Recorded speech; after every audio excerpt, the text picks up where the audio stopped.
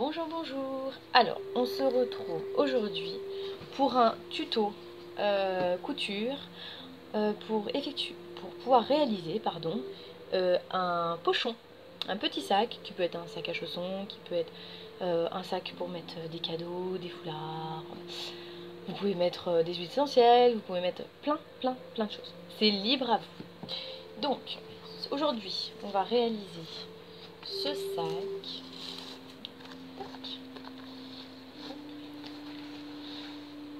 Voilà, un petit sac avec double lien, donc qui se sert par l'intérieur. Je préfère parce que comme ça le trou est beaucoup plus serré que si on serre par l'extérieur. Enfin, moi je trouve. Et en plus l'avantage c'est qu'on peut cacher les liens dans un sac ou quoi, ça évite de se prendre dans autre chose. Vous mettez les liens à l'intérieur et c'est nickel. Après libre à vous de faire votre coulisse dans un sens ou dans l'autre. Je vous propose la version non doublée, mais bien sûr vous faites deux bases de sac pareil, vous enfilez la doublure dedans et vous faites votre couture.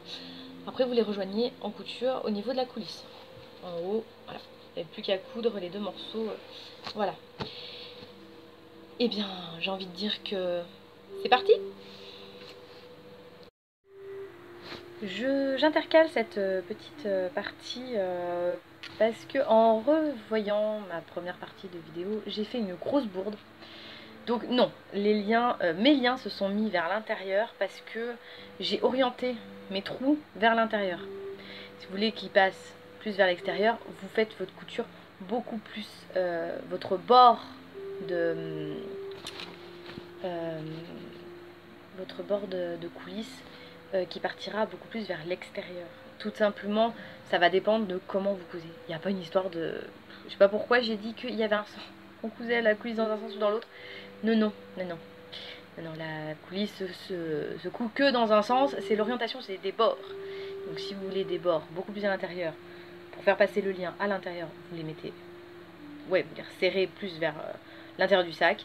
Si vous voulez des liens qui sortent plus vers l'extérieur, là à ce moment-là, prenez le fer à repasser pour bien les écraser et les mettre comme vous voulez. Voilà, maintenant je vous laisse passer à l'autre partie. Pour ça, il vous faudra du tissu que vous adorez, que vous préférez, qui est adapté. Alors on a beaucoup de soleil aujourd'hui, du coup j'en profite. Il vous faudra des ciseaux, au mesurage, des épingles, une machine à coudre et du ruban. Après, pour celles qui font du crochet, peuvent faire des liens au crochet ou des rubans faits avec le même tissu, ou enfin tout est possible, il n'y a aucun problème de ce côté là. Donc on choisit sa taille de pochon. Donc votre pochon, il faudra qu'il fasse, enfin une fois plié en deux, ce sera la taille à peu près définitive. Donc moi j'ai choisi un grand, on va le mettre comme ça, sinon ça rentre pas, tout simplement parce que j'ai besoin de mettre aussi mes aiguilles à tricoter. Donc du coup j'ai pris assez grand, comme ça je suis pas embêtée et puis tout rentre. Une fois que vous avez coupé votre tissu, alors moi je vous conseille de faire un ourlet, donc tout autour, c'est-à-dire sur tout le côté et tout le haut, ce qui fera des finitions bien plus propres. Moi je n'ai plus de surjeteuse, donc du coup mon tissu s'effiloche, comme on peut le voir ici, si j'arrive à montrer, voilà, il s'effiloche. Donc pour que ça fasse plus propre, on va faire un ourlet. Alors l'ourlet, oui, comme j'ai des débutantes, donc là, bon bien sûr, hop, vous le faites sur l'autre côté, vous pliez une première fois, que ce soit joli, pliez une première fois et vous repliez une seconde fois. Donc voilà, on essaye de rester régulier, à une main c'est pas pratique, mais voilà ce que ça peut donner. Donc vous faites ça tout le long, tout autour, hop, et vous revenez. On se retrouve après. Voilà. Donc, tout le côté a été épinglé. Mon ourlet est fait. Voilà, partout. Donc si vous avez un peu de difficulté, parce que mon tissu moi il est épais donc il se tient bien, il vaut mieux marquer tous les plis pour que ça se plie mieux sur les tissus fins au fer à repasser. Comme ça il n'y a aucun problème. Ouais, moi le mien était épais donc c'est bon. Pour celles qui voudraient faire une doublure, bah c'est pas forcément utile de passer par tout ce procédé. Moi je suis une maniaque des finitions partout, même celles qui se voient pas, faut qu'elles soient propres. Donc du coup moi je préfère passer par là.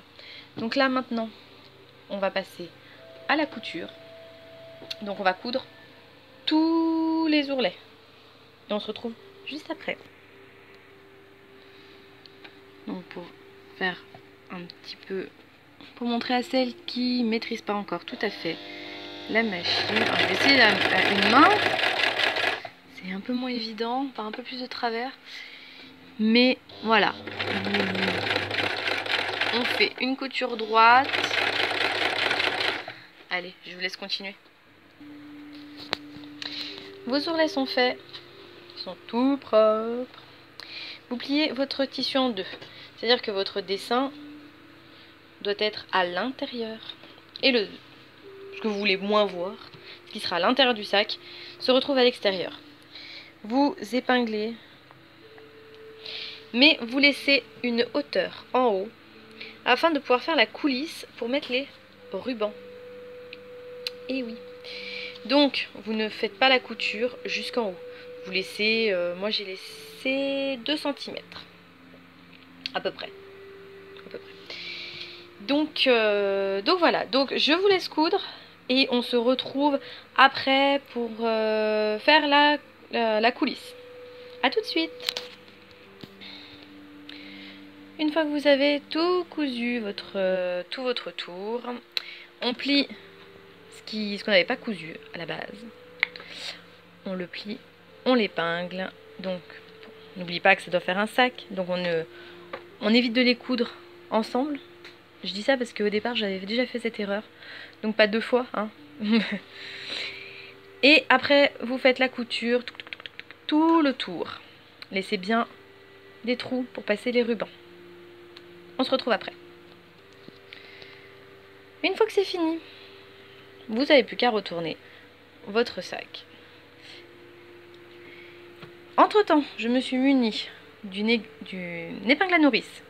Ce sera beaucoup plus facile pour mettre les rubans, tous les fils qui traînent, pour mettre les rubans dans les coulisses. Sinon, vous allez un peu galérer. Après, ça peut être une barrette à cheveux. Si vous n'avez pas d'épingle à nourrice, ça peut être pas mal de choses. Donc, on épingle le petit ruban et on le passe. Donc, on le fait passer d'un côté, on le fait revenir de l'autre. Le second passera dans l'autre sens, c'est-à-dire qu'on le commencera de ce côté-là pour lui faire tout l'autre sens. On se retrouve après. Et voilà, vous avez fait passer vos liens et vous n'avez plus qu'à serrer votre sac et terminer. Donc le mien est un peu petit finalement pour mes aiguilles à tricoter. Mais bon, c'est pas bien grave, il me servira pour le crochet ou pour des aiguilles circulaires ou tout simplement d'emballage cadeau, je sais pas. Il y a beaucoup de choses possibles. Donc voilà. J'espère que ça vous aura plu, que vous allez en faire plein. Bien sûr, toutes les tailles sont possibles, tous les tissus sont possibles. Pour faire, je sais pas, des petits pochons pour mettre des huiles essentielles. Pour ranger des jouets, pour faire des sacs à chaussons, pour des petits calendriers de l'Avent fait maison. Il suffit d'en faire des tout petits pour mettre des chocolats, pour mettre tout plein de choses. Hein. Donc voilà. Je vous souhaite une excellente année, pleine de création, puisque oui, je pense que la vidéo sera en ligne en début d'année. Je serais étonnée qu'elle soit en 2017 sur YouTube, mais bon, on sait jamais. Hein. Allez, À bientôt, bisous bisous.